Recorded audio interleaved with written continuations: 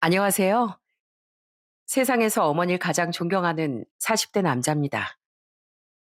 자신의 눈물과 정성으로 키워주신 부모님을 많은 분들께서도 진심으로 존경하실 거예요. 저 역시 그렇습니다. 제게 어머니는 말로 다 표현할 수 없는 고마움과 존경의 대상이죠. 저는 그런 저희 어머니를 저처럼 친자식처럼까지는 아니더라도 소중히 여겨줄 수 있다고 생각한 한 여자와 결혼했었는데요. 그건 잘못된 선택이었더라고요. 여자 보는 눈이 발에 달렸던 전 뒤도 돌아보지 않고 아내를 제 인생에서 내보내 버렸습니다. 그때 일과 저희 어머니가 제게 얼마나 소중한 존재인지에 대해 지금부터 이야기를 해보려고 해요. 저희 어머니는 정말 온화하고 선한 분이었습니다. 그런 어머니는 제가 어렸을 땐 고생을 정말 많이 하셨어요. 며느리라고 시집살이를 시키는 제 할머니, 할아버지에게 고통당하고 자신이 돈을 벌어오는 가장이란 이유만으로 어머니를 무시하고 괴롭혔던 아버지 때문에 말이죠.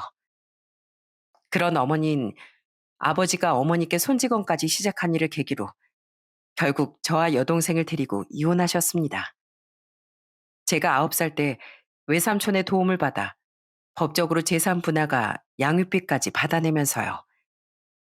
그 뒤론 지금까지도 아버지와 제 조부모님이 살았는지 어쨌는지 저도 동생도 완전히 관심을 끊고 살고 있죠. 저와 동생은 어머니를 괴롭게 만들던 그 세 사람을 정말 싫어했었거든요. 이혼한 후 어머니는 작은 전셋집을 얻어 저희를 키우기 시작하셨습니다. 집을 구하고 남은 돈으론 근처에 작은 식당도 차리셨죠. 두고 보렴. 엄마가 너희 둘 다 아주 번듯하게 키워내 보일 테니까. 어머니는 특히 술안주류의 음식을 잘 만들어 식당엔 술 손님이 정말 많았습니다. 어머니의 손맛 덕에 손님이 많아진 건 다행이었지만 문제는 진상 손님도 그만큼 많았다는 거였어요. 어머니의 식당이 집 근처였기에 저와 동생은 많은 시간을 어머니의 식당에서 함께 보냈는데요. 사춘기에 접어들면서 그런 아저씨들과 얼마나 많이 다퉜는지 모릅니다. 아저씨, 술 취했으면 곱게 가세요. 네? 어디 남의 엄마 몸에 그 더러운 손을 갖다 대요? 뭐야? 호참, 어린 놈이 시건방지게. 김 사장, 대체 자식 교육을 어떻게 시키는 거야? 이러니까 애비 없는 애들은 싹수가 노랗다는 말을 듣지. 뭐예요? 아저씨, 감히 내 아들 욕을 내 앞에서 해요? 이혼한 식당 여자 어떻게 한번 해보고 싶어서 추근대는 늑다리. 그래도 단골이라고 좀 참아줬더니만 이 인간이 지금 사람을 물러봐? 싹순 아저씨, 아니 네가 더 노랗다. 추접스러운 인간 같으니라고. 나가. 두 번 다시 내 가게 올 생각도 하지 마. 오면 그땐 확 똥물을 뿌려버릴 거야.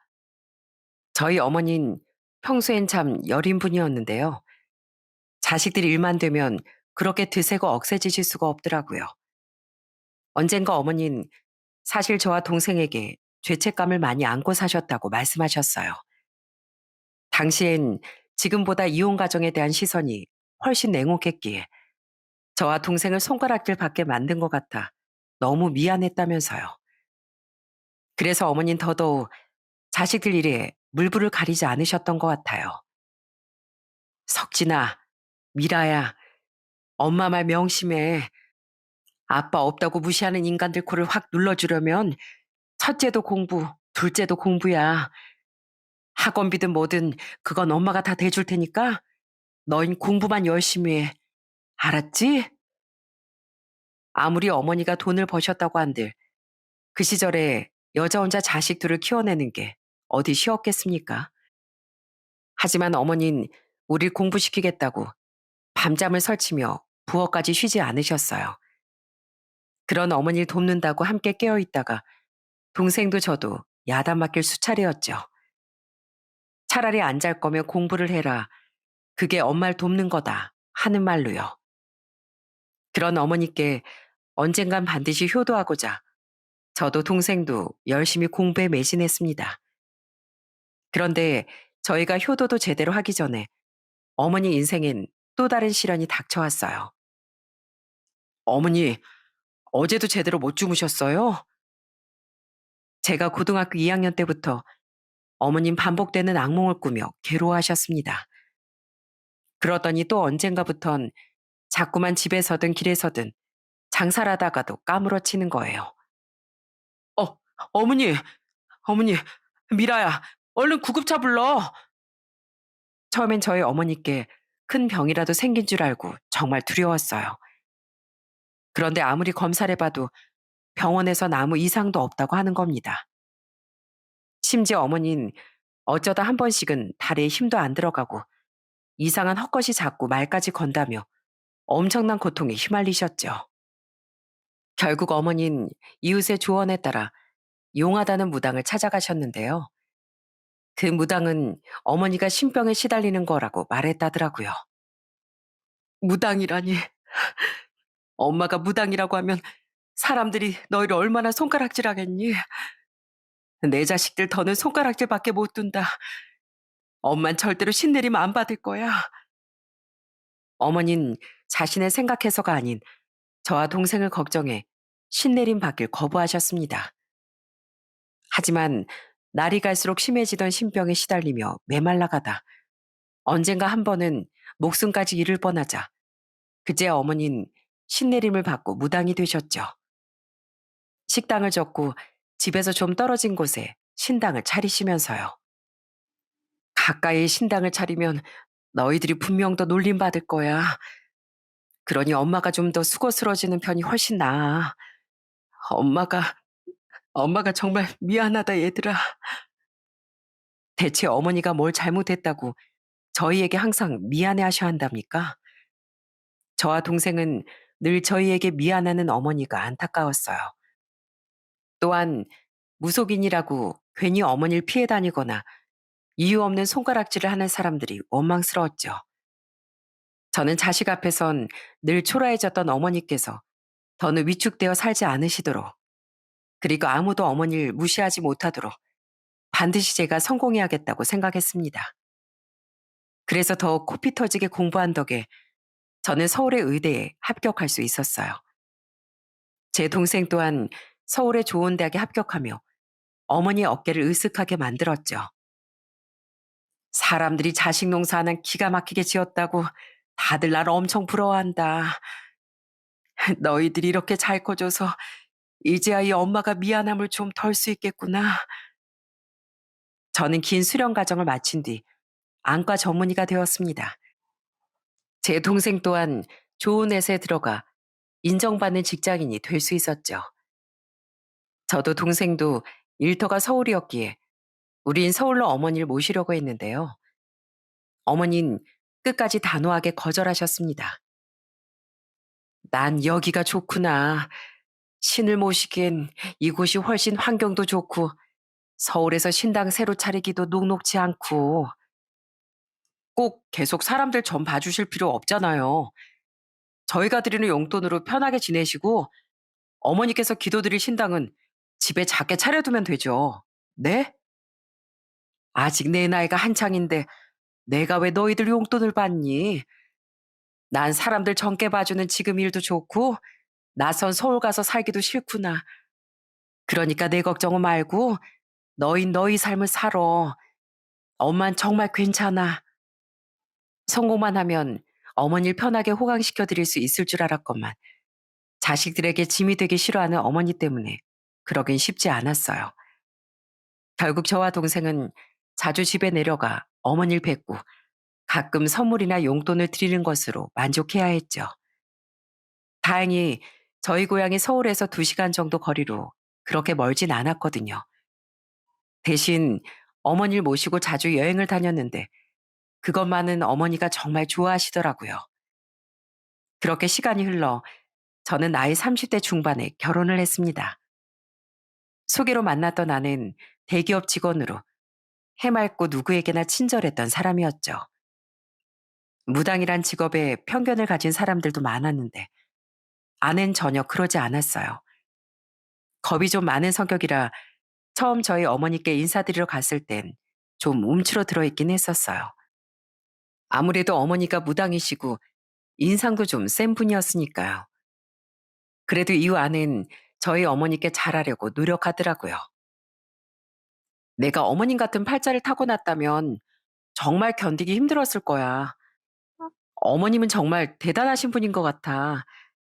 그래도 혼자 거기서 계속 지내시면 외로우실 테니까 우리 결혼하고 나서도 어머님 자주 찾아뵙자. 먼저 이런 말도 제게 해주던 아내가 참 고마웠습니다.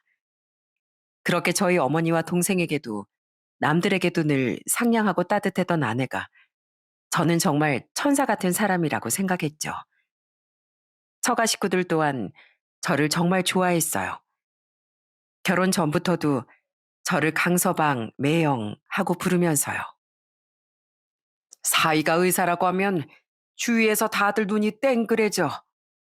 저번에 자네가 우리 다 데리고 유럽 여행 갔을 때 있잖아.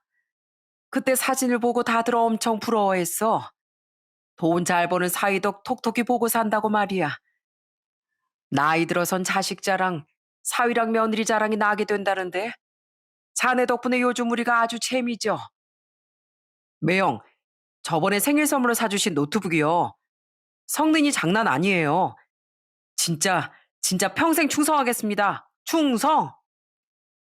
아내 가족도 제 가족이나 마찬가지 아니겠습니까? 저는 지나치게 과하지 않은 선에서 장인 장모님과 처남에게도 저희 어머니와 동생 대하듯 잘했어요. 저희 두 아들 중 둘째가 태어난 해엔 상권 좋은 곳에 제 안과도 개원하며 날이 갈수록 벌이가 더 좋아졌기에 함께 비싼 나라로 여행도 가고 좋은 선물도 할 수 있었죠. 처가 식구들이 그걸 당연하게 여기지도 않고 따로 제게 뭔가를 요구하는 사람들도 아니었기에 저도 기쁘게 사위도리를 할 수 있었고요. 난 말일세 강서방. 사실 우리 딸내미보다 자네가 더 좋아. 어디서 이런 복덩이가 들어왔을꼬. 처가 식구들은 아내보다 저를 더 좋아했습니다. 물론 제가 처가에 잘했기 때문이었겠지만 그래도 절 좋아해주는 그 마음이 고마워 더더욱 처가에 잘했었죠. 아내 역시도 처음엔 저희 어머니께 정말 잘했습니다. 저와 함께 어머니를 자주 뵈러 가주었고 저보다 먼저 저희 집으로 어머니를 초대해 어머니를 극진히 대접해주기도 하는 등 말이죠. 어, 어머님, 죄송해요. 제가 더 빨리 일어났어야 했는데 알람을 못 들어서. 다만 아내는 여전히 저희 어머니를 좀 어려워했었어요. 아무래도 무당인데다 센 인상을 가진 분이라 어머니가 무서웠던 모양이더라고요. 어머닌 그런 아내의 마음을 편하게 해주기 위해 많이 노력했습니다. 에이, 아니야. 더 자도 되는데 왜 벌써 일어났어? 원래 나이 들수록 아침잠이 없어지는 법이라 일찍 깬 거니까 너 마음 쓰지 마라. 그래도요, 음식은 언제 또 이렇게 다 차리셨어요? 너 깰까봐 내가 일부러 조용조용하게 한 거야. 그리고 원래 음식은 잘하는 사람이 해야 되는 거다. 정 신경 쓰이면 이따 뒷정리만 석진이랑 같이 도와주고. 애미야, 집에서 애들 보고 살림하는 일도 보통 어려운 게 아니지? 너무 집에만 갇혀 있지 말고 일주일에 하루쯤은 석진이한테 애들 맡기고 넌 놀러 나가서 스트레스도 풀고 해. 자, 이걸로 쇼핑도 하고 친구들이랑 맛있는 것도 사 먹고. 아, 아니에요, 어머님. 애들 아빠가 주는 생활비도 넉넉해요. 그래도 어른이 주는 용돈은 다른 거야. 난 며느리한테 이렇게 용돈 줄 수 있다는 것만으로도 너무 기쁘단다. 그만큼 넉넉하고 여유롭게 살고 있다는 거니까. 또 석진이 몰래 사고 싶은 거 있으면 꼭 나한테 얘기하고. 알았지? 어머닌 저희가 어머니 집에 가도 아니면 어머니가 저희 집에 오셔서도 아내를 고생시키지 않으려고 애쓰셨습니다. 또 아내는 아들 둘을 낳은 뒤 아예 일을 그만뒀었거든요. 제가 돈을 잘 버니 자신은 애들 키우는데 더 집중하고 싶다면서요. 그런 아내가 편했으면 하는 마음에 저는 생활비를 넉넉하게 줬었는데 그걸 알면서도 어머닌 아내에게 한 번씩 따로 용돈도 주곤 하셨습니다. 난 시집살이를 호되게 당했었잖니. 그래서 우리 며느리만큼은 시집살이가 뭔지도 모르게 해주고 싶었단다. 그런 어머니를 아내도 점점 편애하기 시작했습니다. 그런데 문제는 어머니가 너무 잘해주셔서일까요? 아내가 어머니께 점점 기어 올랐다는 거예요. 어머님, 저번에 보내주셨던 반찬이요. 너무 짰어요. 다음엔 좀 싱겁게 부탁드려요. 그리고 고추장아찌는 별로 안 좋아하니까 다음에 그거 말고 좀 더 맛있는 걸로 보내주세요. 어차피 어머님 요즘 신당은 아예 닫아서 한가하시잖아요. 전 애들 키우느라 바빠서요. 아내는 점점 어머니가 보내주시던 반찬에 대해 품평을 하고 대놓고 용돈을 요구하기도 하더라고요. 순한 어머닌 그랬구나, 더 신경 쓰마 하며 넘어가셨는데 저는 너무 불쾌했습니다. 당신, 우리 어머니께 뭐 돈이라도 맡겨놨어? 어머니가 보내주신 반찬 제일 잘 먹는 게 당신이면서 어디서 어머니께 이래라 저래라 하는 거야? 그리고 용돈도 그래. 어머니가 주시는 거야 감사합니다 하고 받으면 되지만 내가 생활비도 넉넉하게 주는데 왜 자꾸 용돈을 달래? 정 생활비 이상으로 돈 필요하면 나가서 당신이 아르바이트라도 해. 애들 어린이집 갔을 때. 어머? 어머님이 좋아서 반찬 보내시는 거니까 기왕 보내주시는 거 요구사항 좀 말씀드린 게 그렇게 큰 죄야? 그리고 용돈은 어머님이 그거 주시는 낙이라도 있으셔야 할 것 같아서 그런 거지. 거짓말 하지 마. 당신 허구한 날 명품 사느라 생활비 빠듯한 거 내가 모를 줄 알아? 그래도 내가 잘 벌기도 하고 당신이 애들 키우느라 힘든 거 아니까 그냥 놔뒀던 건데. 당신 어째 점점 사치가 심해지고 있잖아. 자꾸 이렇게 어머니께 용돈 바라면 나 생활비부터 확 다 줄여버리고 그 돈 다 어머니 드릴 줄 알아. 또 아내는 전엔 안 그러던 사람이 점점 사치를 부리더라고요. 그래도 제 벌이로 감당할 만한 정도였으니 그것까진 괜찮았다 치는데 아내는 점점 거만해지기까지 했어요. 이 식당 서비스가 왜 이렇게 엉망이에요? 우리 남편이 뭐 하는 사람인지 알아요? 우리 남편 의사야. 무려 자기 병원 갖고 있는 병원장이라고. 근데 우리가 대체 왜 이런 푸대접을 받아야 돼요? 당신 진짜 왜 이래? 당신 실수해서 물병 엎지른 거 가지고 왜 괜히 직원분한테 옷을 물어내라 말아야? 아, 죄송합니다. 저희 얼른 먹고 나갈게요. 제가 의사지 자기가 의사랍니까? 그런데 아내는 자기가 뭐라도 됐냥 특권 의식으로 가득 차기 시작하더라고요. 누구에게나 상냥한 줄로만 알았던 아내가 밖에서 마구 갑질을 해대는데 솔직히 정이 뚝뚝 떨어져 갔죠. 하지만 가장 큰 문제는 따로 있었어요. 언제부턴가 아내는 어디서 이상한 말을 주워 듣고 와선 저희 어머니에게 편견을 가지기 시작했거든요. 주말에 어머님 뵈러 가자고? 아, 싫어. 나 약속 있어. 그럼 애들만 데리고 갔다 올게. 뭐? 안 돼. 왜 안 돼? 당신 이상하다. 저번에도 내가 어머니 댁 가자니까 갑자기 배가 아프다고 하질 않나? 그러면서 저녁에 처가 아무렇지도 않게 가질 않나? 당신 지금 일부러 우리 어머니 피하는 거야?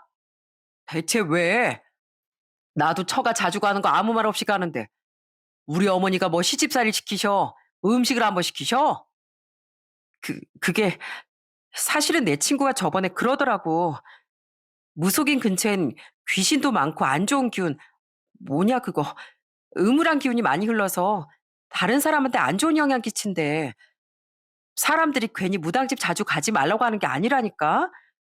그래서 괜히 어머님 뵙기가 좀 꺼려져. 뭐? 그걸 말이라고 해? 그럼 나랑 내 동생은 안 좋은 기운 받아서 이렇게 의사 되고 좋은 회사 들어갔겠어? 무슨 말 같지도 않은 소리야. 그리고 우리 어머니가 당신한테 얼마나 잘해주셨는데 친구가 그런 말을 하면 그런 거 다 편견이라고 쏘아붙여야지.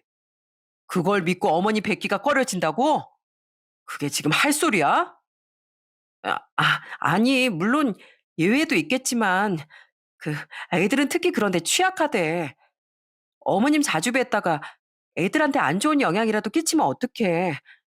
아무튼 안 돼. 못 데려가. 정말 기가 막혔습니다. 아내는 그 이상한 편견에 사로잡혀 어머니 댁에도 잘 안 가려고 하고 어머니가 동생을 보러 서울에 왔다 저희 집에 들르기라도 하시려고 하면 애들을 데리고 친정으로 가버리더라고요. 그런 아내와 수도 없이 다투며 저만 애들을 데리고 한 번씩 어머니를 뵈러 가곤 했죠. 에이미가 요즘 많이 바쁘니? 직장도 안 다니는데 매번 바쁘다고 너랑 같이 못 오고 너희 집에 가도 없으니까 얼굴 본 지가 꽤 됐구나. 네, 죄송해요. 그냥 처가일도 있고 이래저래 요즘 정신없는 일이 있나 봐요. 안 그래도 과거 자신이 무당이 됐다는 사실로 저와 동생에게 미안해했던 분이 아니었습니까? 그런 분께 아내가 어머니를 피하는 거라는 말은 차마 못하겠더라고요. 그래서 대충 아내가 바쁘다는 말로 둘러대긴 했지만 어머니께 정말 죄송했어요. 그리고 아내와 계속 다투다 보니 마음이 많이 멀어졌습니다. 비단 어머니의 일뿐만 아니라 갈수록 이상하게 변해가는 아내의 모습까지 더해져 제 실망감이 커졌던 거예요. 그렇게 이건 아니라고 생각하며 살무려 제 인생에 아주 청천벽력 같은 일이 벌어졌습니다. 그때가 제가 결혼한 지 8년 정도 됐을 때였는데요. 저희 어머니께서 최장암 말기 판정을 받으셨던 거예요. 어머님 그때 시한부 판정까지 받으시고 말았죠. 죄송해요, 어머니. 의사라는 놈이 자기 어머니 건강도 제대로 확인 못하고 전 의사 자격도 없어요. 아니다. 그냥 내가 안 풀릴 운명이었을 뿐이니 절대 자책하지 말거라. 사실 어머니는 그전부터 피곤하다거나 살이 빠진다는 말씀을 가끔 하셨어요. 그래서 전 건강검진도 꾸준히 챙겨드렸고 속이 불편하다고 하실 땐 직접 모시고 내과에 다녀오기도 했습니다. 의사이긴 해도 저는 안과 전문의였고 속이 아프면 그 분야의 전문의를 찾아뵙는 게 맞다고 생각했으니까요. 입맛이 없고 체중이 줄어드시는 건 연세 탓도 있습니다. 단순한 위험으로 보이고요. 내과 선생님은 이렇게 말씀하셨어요. 어머니도 약을 드신 뒤엔 조금 나아지신 듯 했고, 저도 그 말에 안심하고 넘어가 버렸던 거죠. 하지만 그게 화근이었던 거예요. 췌장암은 증상도 거의 없고, 일반적인 건강검진으론 조기 진단이 어려운 암입니다. 그 교묘하게 숨어있던 암이 결국 어머니를 말기까지 몰고 갔던 거죠. 증상이 수면 위로 드러나 어머니께서 고통을 호소하셨을 땐 이미 늦었던 겁니다. 진즉 더 강하게 정밀 검사를 권했어야 했는데 죄책감이 폭풍처럼 밀려오더라고요. 어머니, 우선 입원부터 하세요. 제가 그런 사례들을 좀 아는데 시한부 판정받아도 몇 년씩 사는 분들 그렇게 드물지도 않아요. 그러니까 우리 포기하지 말고 치료해봐요. 네? 됐다. 이미 희망이 없다잖니. 낯선 곳보단 이렇게 원래 살던 곳에서 조용히 생을 마감하고 싶구나. 저와 동생은 어머니를 서울의 큰 병원에 입원시켜 당장 치료를 받게 해드리려고 했습니다.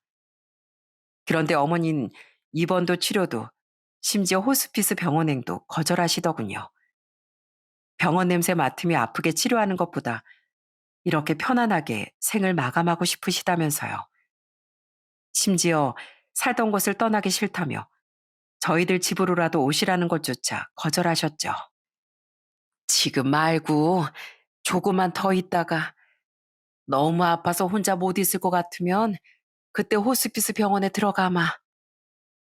하지만 어떻게 말기암에 걸린 어머니를 그냥 혼자 내버려 둘 수 있었겠습니까? 저도 동생도 어떻게든 어머니를 설득하려고 애썼어요. 어머니, 기적적으로 항암 치료가 생각보다 잘 반응해서 효과를 볼 수도 있어요. 그러니까 제발, 제발 우리 치료받아요. 네? 하지만 어머니는 꿈쩍도 하지 않으시더군요. 우선 저만 보고 있는 직원들이 있으니 저는 당장 병원 문을 닫을 수는 없어 서울로 올라왔습니다. 그리고 계속 전화로 어머니를 설득하다 주말에 또 내려가서 어머니를 설득해보고 아니면 억지로라도 모시고 서울로 올라와야겠다고 생각하고 있었어요. 그러려면 아내의 동의가 필요했기에 저는 아내에게도 간곡히 부탁했답니다. 나 지금 어머니 곁에 있어드리지 못하면 평생 피눈물 흘리면서 살아도 사는 게 아닐 거야. 제발 부탁해. 우리 어머니 잠시라도 모시고 살자. 어? 우리 어머니 당신한테 정말 잘해준 분이었잖아. 병원엔 있기 싫으시다니까 최소한 어머니가 쓰러지시진 않나 옆에서 지켜보기라도 하고 싶어. 쉽지 않은 부탁인 거 아는데 정말 잠시만이라도 부탁해. 아우, 싫어. 아가씨한테 모시라고 그래.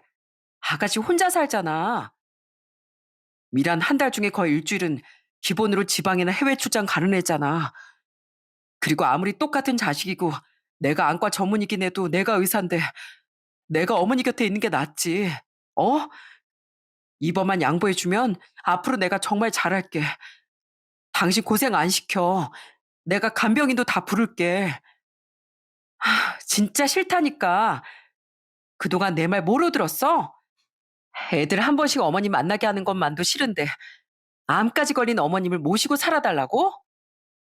의사 아들 뒀으면서도 암이 그 지경이 돼서야 발견된 거 봐봐. 내 말대로 어머님은 기운이 안 좋은 분이라니까.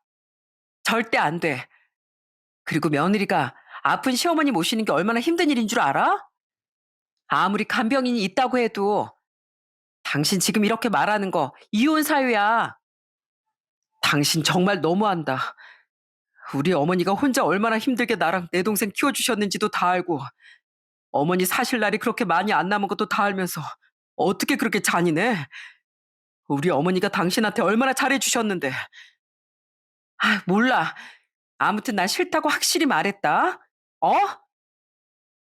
물론 아픈 시어머니를 모시고 사는 결심을 하는 건 쉽지 않은 일인 거 저도 잘 압니다.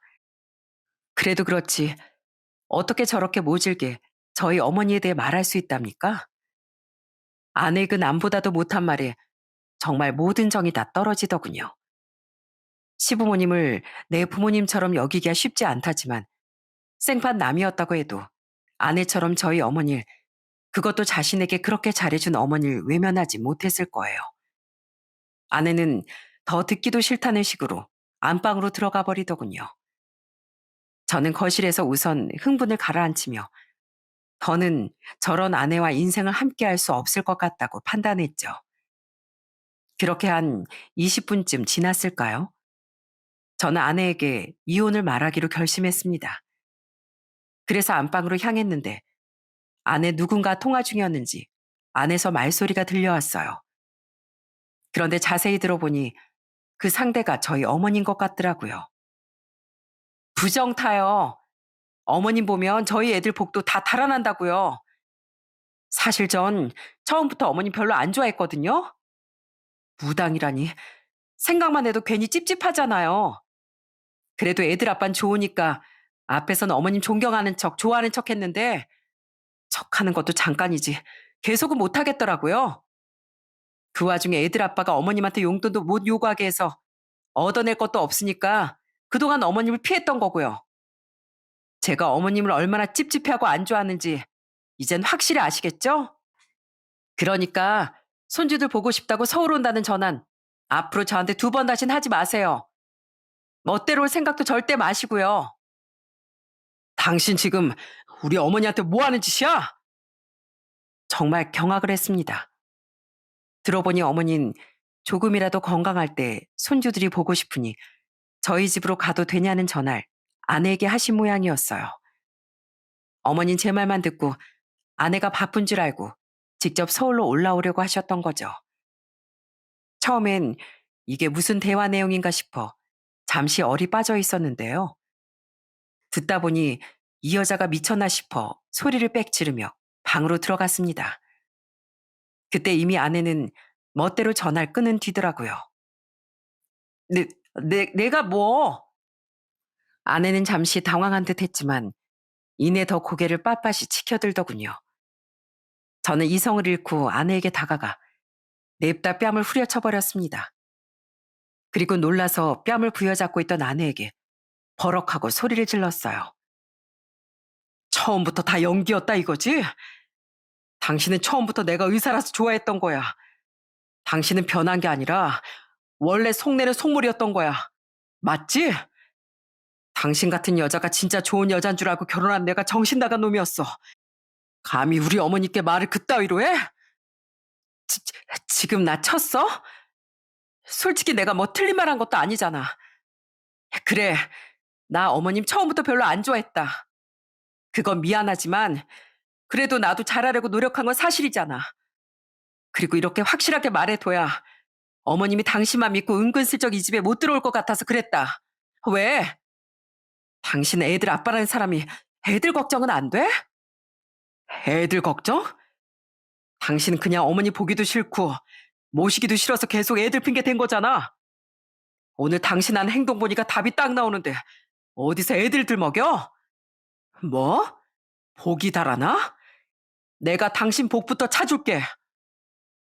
무슨 복을 차준다는 거야? 당신이 뭐 어쩔 건데? 당신 아까 이혼 사연에 뭐네 그랬지? 그래, 이혼해. 솔직히 당신 인생에서 내가 최대 복 아니야? 당신도 당신 가족도 맨날 의사 남편 의사 사회 하면서 그렇게 잘하게 되고 다녔잖아. 당신도 뻑하면 밖에 나가서 당신이 의사 사모고 남편이 의사네 어쩌네 하고 다녔고. 그러니까 내가 당신 인생에서 나가줄 거야. 기가 막혀서. 당신이 이혼을 한다고? 당신 어머니가 자식들 인생엔 절대 이혼 없게 하겠다고 신당에 대고 그 정성을 들이셨던 거 내가 모를 줄 알고? 근데 효자인 당신이 아픈 당신 어머니 가슴에 대못까지 받겠다고? 흥, 절대 못할걸? 아, 그러니까 당신은 그거 믿고 여태 개념 없게 굴었었구나?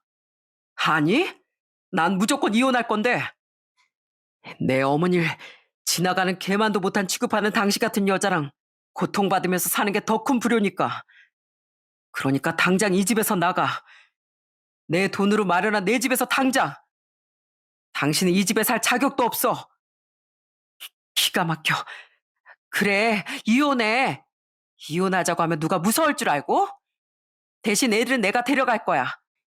애들은 절대 양보 못해. 아내는 절대 지지 않겠다는 기세로 오기를 부리더니 애들을 데리고 짐을 싸서 자기 친정으로 가버리더군요. 비몽사몽하며 자기들 엄마를 따라 나선 애들 앞에서 큰 소리를 냈다간 애들이 너무 놀랄 것 같아 우선은 아내와 함께 애들을 보냈죠. 저는 아내가 나가자마자 바로 어머니께 전화를 걸어 사과부터 드렸어요. 어머니, 아까 집사람 말 때문에 상처 많이 받으셨죠? 정말 죄송해요. 아니다. 아, 왜 네가 죄송하니? 애미가 그동안 바빴던 게 아니었구나. 내가 싫어서 날 피했던 거야. 난 그것도 모르고 그 애미랑 혹시라도 다투지 말거라. 내가 괜히 손주들 보고 싶다고 주책 부린 거니까. 할머니가 손주들 보고 싶다고 한 게 왜 주책이에요? 어머니, 어머니 제가 이혼하는 게 두려우신 것 같은데 전 그런 사람 같지도 않은 여자랑은 절대 못 살아요. 요즘에는요, 애들이 뭐 엄마가 없다, 아빠가 없다는 이유로 저만큼 손가락질 받진 않는 시대예요. 이혼했다고 사람 인생 망하는 것도 아니고요. 그러니까 그런 여자 때문에 저한테 미안해하지도 마시고 상처받지도 마세요. 어머닌 끝까지 절 위하려고 하셨지만 저는 단호하게 이혼하겠다고 말씀드렸습니다.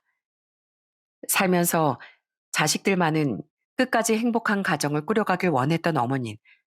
제 결정이 그렇다면 알겠다고 대답하셨지만 끝내는 속상함에 눈물을 감추지 못하셨죠.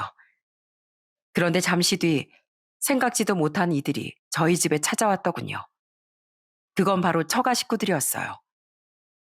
강서봐, 지금 신정이가 애들 데리고 집에 와 있는데 이혼이라니. 아, 이게 무슨 날벼락 같은 소린가. 강서봐, 우리가 신정이한테 얘긴 대충 들었네. 그 개념 없는 것이 자네가 자기랑 우리한테 어떻게 했는데 아픈 시어머니를 집에도 못 오게 한단 말인가. 우리도 기가 차서 나랑 자네 장인이 호되게 꾸지람했네. 아주 눈물을 쏙 빼놨어. 그러니까 우릴 봐서라도 한 번만 다시 생각해 주게. 매영, 저희가 이렇게 대신 사과드릴게요. 저희 누나가 어릴 적부터 공부 좀 잘한다고 집에서 오냐오냐 했더니 원래 그렇게 개념이 좀 없었어요. 어떻게 누나가 매영한테 기가 차서 진짜. 전 누나가 사람으로도 안 보인다니까요. 그래도 우릴 봐서 제발 누나 한 번만 다시 데리고 가주세요. 제발요. 다들 돌아가세요. 이미 전 집사람한테 계속 실망하고 있었고요.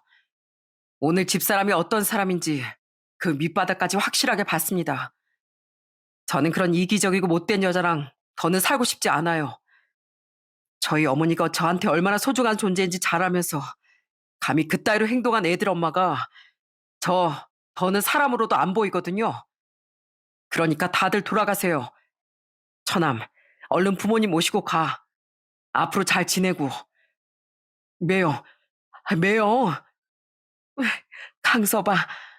아이고 신정이 그것이 자기 복을 자기 발로 걷어찼구만. 걷어차려면 지복만 차지. 우리 복까지 다 걷어차 버렸어. 망할 것 같으니라고. 저는 냉정하게 그들 모두를 돌려보냈습니다. 의사 사위를 잃기 아쉬웠던 처가 식구들은 끝까지 문을 두드려댔지만 아무런 소용도 없는 행동이었죠. 다음 날인 금요일 저녁, 저는 퇴근하자마자 바로 어머니께 달려갔습니다. 동생과 함께요. 그리곤 제발 저희 집으로 올라가자며 어머니를 눈물로 설득했어요. 어머니, 저 집사람하고 말씀드린 대로 이혼할 거고 집엔 이제 저밖에 없어요. 그러니까 제발 저희 집으로 올라오세요. 네? 어머니 여기 혼자 계시다가 쓰러지시기라도 하면 자식들 가슴에 남을 죄책감을 어떻게 하려고 그러세요? 어머니가 그렇게 가시면 저희는 앞으로 어떻게 맨정신으로 살겠어요? 엄마, 오빠 말대로 해요. 네? 어머니, 자꾸 이러시면 저 병원이고 뭐고 다 접고 여기로 내려올 거예요. 그래, 차라리 그러면 되겠네요. 어떻게, 저 병원 바로 문 닫을까요? 어머니를 이렇게 허무하게 잃느니 차라리 그게 낫겠어요. 저는 그냥 모든 걸 다 접고 제가 어머니 댁으로 내려오겠다는 강수까지 뒀습니다. 그제 어머니는 잠시 말이 없으시더니 이내 눈물을 흘리며 저희 집으로 가겠다고 말씀하셨죠. 난 괜히 나 간병하느라 너희가 힘들어질까봐 그랬던 거다. 그리고 나도 사람인데 왜 더 안 살고 싶었겠니? 그런데 내가 치료까지 받아서 투병하는 시간이 길어지기라도 하면 너희가 힘들 거 아니냐. 집에 환자가 있으면 온 가족이 고생한다고 했어. 그걸 말이라고 하세요? 어머니를 위해서라면 그깟 고생 아무것도 아니에요. 그럼 저희 집으로 오시고 치료도 받겠다고 약속하신 거예요? 네? 심지어 어머니는 병원 치료도 받겠다고 말씀하셨어요. 비록 병원에만 누워있다 생을 마감하고 싶진 않다며 입원은 싫다고 하셨지만 통원으로도 항암 치료는 가능하다고 일전에 교수님이 말씀하셨었기에 큰 문제는 되지 않았죠. 이후 전 아내와 빠르게 이혼했습니다. 애들이 있어서 이혼 숙려 기간이 좀 필요하긴 했지만요. 애들은 제가 데려오고 싶었지만 아무래도 주 양육자였던 아내에게서 양육권을 가져오는 건 쉽지 않았었기에 아이들은 아내가 데려가게 됐죠. 그렇게 전 이혼 후 통원으로 항암 치료를 받던 어머니를 보살피는 데만 집중하며 살고 있었는데요. 이상하게 이혼이 확정된 지 얼마 안 되어서부터 자꾸 전처에게서 연락이 오더라고요. 큰애가 열이 나서 괜히 마음이 불안해서 당신한테 전화했어. 아니, 의사는 해열제 계속 먹이면 괜찮아질 거라고 했는데 그냥 불안해서 전화했다니까? 저기 여보, 어머님 건강은 좀 어떠셔? 아직 정정하셔? 아니, 그래도 한때 내 시어머니였던 분이라 계속 신경이 쓰이더라고. 전처는 계속 이런저런 핑계를 대며 제게 전화를 걸었다가 이런저런 말을 늘어놓고 전화를 끊었습니다. 애들에게 계속 면접 교섭권을 쓰려면 하는 수 없이 전처와 연락해야 했기에 전화를 받긴 했는데요. 대체 왜 이러나 싶어 좀 짜증이 나더라고요. 그래서 한 번은 싸늘하게 이렇게 말했죠. 난 당신 목소리 듣는 것도 고역이니까 애들 일로 중요한 문제 아니면 전화 좀 걸지 마. 앞으로 또 전화해서 이상한 얘기하면 바로 끊어버릴 거야. 당신이 언제부터 우리 어머니를 걱정했다고. 혹시 당신 이제 와서 나한테 미련있는 거라면 구질구질하게 굴지 마. 난 아직도 당신 사람으로도 안 보이니까. 그나마 애들한테 좋은 엄마였으니까 내가 이렇게 말이라도 섞어주는 줄 알아. 그런데 법적으로 이혼한 지 한 5달 뒤쯤 전처가 집에까지 찾아왔더군요. 그리곤 대뜸 무릎을 꿇더니 어머니와 제게 용서를 구하지 않겠어요? 여보, 내가 졌어. 내가 정말 잘못했어. 갑자기 찾아와선 그게 무슨 소리야? 애들이 큰일 났다고 하도 호들갑 떨어서 문 열어줬더니만. 그거야, 애들 핑계 안 대면 당신이 문도 안 열어줄 것 같아서 그랬지. 나 지금 친정에서 따로 직구해서 나와 살고 있거든. 식구들이 하도 나한테 어디서도 그런 사이 구해올 거냐고. 난 자기들 인생에 도움도 안 된다고 잔소리하고 구박해서 진짜 못 살겠더라고. 그래서 작은 전셋집 구해서 애들이랑 나왔는데 나 요즘 생활이 너무 힘들어. 전처는 평소 제게 생활비를 듬뿍 받으며 살다 이젠 제게 애들 양육비만 받으며 혼자 애들 키우느라 허리가 휠 것 같다고 말하더군요. 그럼 일을 하라고 했더니 경력이 단절된 지가 꽤 돼요. 생각보다 취업이 잘 안 된다고 그러더라고요. 그래도 내가 대기업 다니던 사람인데 작은 회사 이런 데는 가기 싫단 말이야. 벌이도 얼마 안 되잖아. 폼도 안 나고. 여보, 사실 나 당신이랑 진짜 이혼할 생각은 없었는데 전엔 오기를 좀 부린 거야. 애들이라도 내가 데리고 있으면 당신이 마음 약해져서 이혼 안 할 줄 알았는데 당신은 진짜 끝까지 이혼하고 뒤도 안 돌아보더라. 그래서 내가 뒤늦게 얼마나 후회했는지 알아? 참, 당신도 인생 진짜 피곤하게 산다. 결혼할 때부터도 우리 어머니 좋아하는 척 연기하면서 살았다더니 이혼할 때도 그렇게 장꾀를 썼었다고? 그럼 애들을 그냥 도구로만 여겼던 거네? 아니야. 엄마인데 당연히 애들 데려가고 싶었던 것도 진심이지. 그냥 겸사겸사 그랬단 소리야. 여보, 나 창피한 거 무릅쓰고 솔직하게 말할게. 나 다시 당신이랑 전처럼 살고 싶어. 어머님도 내가 앞으로 잘 모실게. 간병인도 필요 없어. 그러니까 애들 봐서라도 나 한 번만 다시 받아주면 안 돼? 내 삶이 너무 구질구질해졌어. 당신 삶을 구질구질하게 만든 건 당신의 그 이기적이고 못난 마음이야. 끝까지 당신은 하기 싫은 건 안 하면서 다 손에 쥐고 살고 싶었나 본데 인생은 그렇게 만만한 게 아니야. 알았어? 부모 사이가 안 좋으면 애들 정세도 더 안 좋은 법이니까 애들 핑계로 들러붙으려고 하지 말고 가. 빨리. 저는 그 뻔뻔한 전처를 짜증을 내며 내보내려고 했습니다. 그러자 전처는 끝까지 저희 어머니에게 매달리더군요. 어머님, 전엔 제가 정말 잘못했어요. 그새 마르신 것 좀 봐. 속상해서 정말. 어머님, 제가 전에 말은 좀 못되게 했지만 그건 진심 아니었어요. 그냥 그쯤 애들 아빠랑 사이도 안 좋고 했다 보니까 제가 욱했던 거예요. 어머님도 아들 이혼남으로 남기는 것보단 다시 잘 사는 모습 보셔야 편히 눈 감으시지 않겠어요? 그러니까 어머님 아들한테 말 좀 잘해주세요. 내가 아무리 신발도 떨어지고 생명도 이렇게 꺼져가고 있다고 한들 사람을 바보로 보는 거냐? 그런 거짓말이 나한테 통할 것 같아?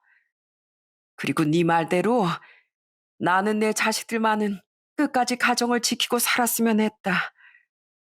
그런데 우리 아들이 너랑 이혼하고 잘 사는 모습 보고 문득 떠올랐어. 아, 나도 세상에 손가락질 받긴 했지만 이혼한 뒤의 삶이 훨씬 행복했구나. 하고 말이야. 나한테 어떻게 행동했는지 보다 내 아들 마음을 계속 불편하게 하는 며느리 나도 싫다. 그러니까 나가거라. 너 보니까 내가 더 아파지는 것 같구나. 하지만 어머니조차 자신을 내치려고 들자 전처는 눈물을 흘리며 집에서 나갈 수밖에 없었어요. 그 뒤 한동안 연락이 없던 전처는 한 달 뒤 애들을 제게 보내버리더군요.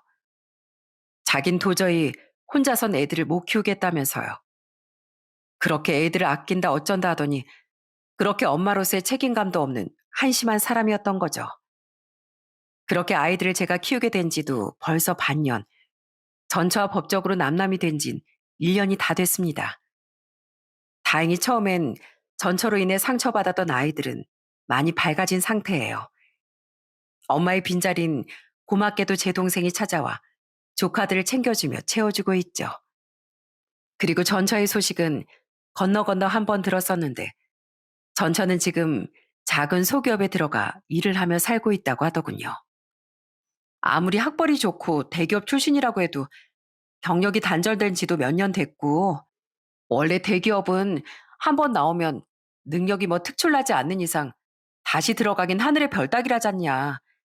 게다가 신정 씨 나이도 있어서 중견기업에서조차 거들떠도 안 본 거지 뭐. 근데 신정 씨 주위 사람들도 하나 둘 다 손절하고 있다더라. 부끄러웠던 건 전처가 주위에 그렇게 남자 소개를 부탁하고 다닌다는 지인의 말이었어요. 그것도 저처럼 사짜 직업을 가지거나 대기업에 다니는 남자들 아니면 소개도 안 받는다고요.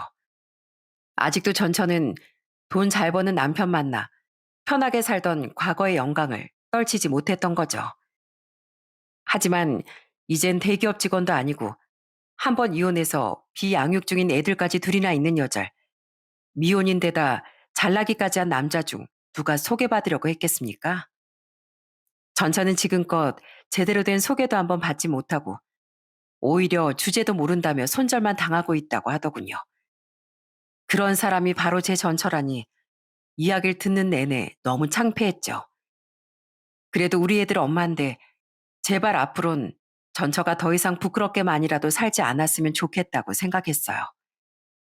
한편 놀랍게도 아직 저희 어머니는 살아계십니다.